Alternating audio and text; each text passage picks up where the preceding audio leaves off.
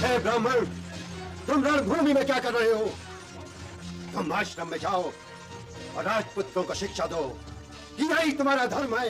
हे विराट नरेश, यदि वो कंधे पर तुनीर और हाथ में वो धनुष केवल सज्जा के लिए नहीं है तो युद्ध करो। तो अपने सारथी से कहो कि वो भी से सोचना प्रारंभ कर दे कि किस ओर से ले भागना सहज होगा। कुरुक्षेत्र का 15वां दिन। आज द्रोणाचार्य स्वयं महाकाल बने हुए थे। तो हुआ कुछ ऐसा कि आज द्रोणाचार्य ने 2 विभाजी प्रहार के लिए सर्पव्यूह बनवाया था। आप यहाँ पर एक इमेज देख सकते हो, देख ली। ओके, तो इसे काउंटर करने के लिए पांडवों ने बनवाया त्रिशूल व्यू, वो सेम व्यू जो डे 8 पर बनाया था उन्होंने, और छेदी, कैके और सिंजा के राजाओं को तीनों त्रिशूलों के छोरों को संभालने का चांस दिया।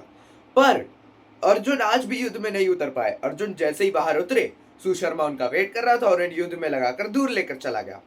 और इस टाइम पर हुआ कुछ ऐसा कि अर्जुन जो थे वो कृष्ण से पहले उठ गए थे और वो अपना रथ क्लीन कर रहे थे कि तभी सुशर्मा ने उन्हें ललकार दिया।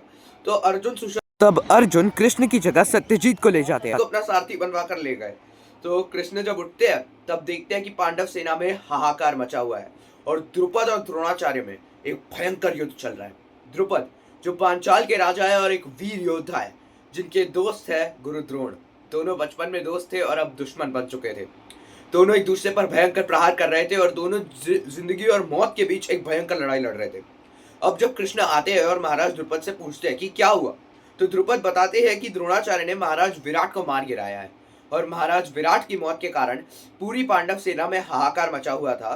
तो धनराज युधिष्ठिर ने अब धृष्टद्युम्न को अगला सेनापति बनाया है और यहाँ मैं अपने मित्र से ही बदला ले रहा हूँ। तो कृष्ण ने कहा कि आज के द्रोणाचार्य को कोई नहीं हरा सकता महाराज, आप सच में जाएंगे? तो द्रुपद गए एंड लड़ाई हुई। द्रुपद महाराज ने बहुत अच्छी टक्कर दी, द्रोणाचार्य को बहुत बुरी तरह घायल कर दिया, बट इन दी एंड उनकी भी मृत्यु हो जाती है। यहाँ युधिष्ठिर डर जाते हैं। कृष्ण कहते हैं कि यदि द्रोणाचार्य को कोई रोक सकता है तो वो अर्जुन है, पर अर्जुन तो किसी और से युद्ध कर रहा है। आपको यदि कोई तरकीब मैं बताऊं तो आप मानेंगे नहीं। तो युधिष्ठिर कहते हैं कि अरे और कोई तरकीब है ही नहीं मेरे पास, मेरे योद्धा मारे जा रहे हैं, आप कुछ तरकीब बता दीजिए, शायद मैं मान जाऊंगा। तो कृष्ण ने कहा या तो आपको असत्य कहना होगा या तो आचार्य द्रोण को जीत देनी होगी। ये सुनकर युधिष्ठिर शॉक हो गए, कहा कि वे असत्य बोल ही नहीं सकते और वो भी अपने गुरु को हराने के लिए, ऐसा तो नहीं हो सकता। कृष्ण ने कहा कि यदि आपने असत्य बोला तो द्रोणाचार्य शस्त्र त्याग देंगे और तब हम उन्हें मार भी पाएंगे। तो युधिष्ठिर ने कॉम्प्रोमाइज कर अर्ध सत्य को चूज किया।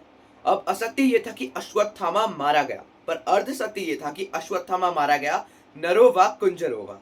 जी हाँ, भगदत्त की सेना का दूसरा सबसे भयंकर हाथी अश्वत्थामा। अब उस हाथी को भीम ने मार गिराया और युधिष्ठिर ने जाकर बता दिया कि अश्वत्थामा मारा गया, परंतु नरोवा कुंजरोवा मतलब नर या कुंजर ये नहीं जानता। कुंजर का मतलब हाथी होता है बाय द वे। अपने पुत्र की मृत्यु सुनकर द्रोणाचार्य के मानो उनके हाथों से शस्त्र ही फिसल गए और वे समाधि करने के लिए अपने ही रथ पर बैठ गए। वे मंत्र उच्चारण कर रहे थे, परम पिता ब्रह्मदेव मैं आपके पास शीघ्र आऊंगा। और ये शीघ्रता पूरी हुई।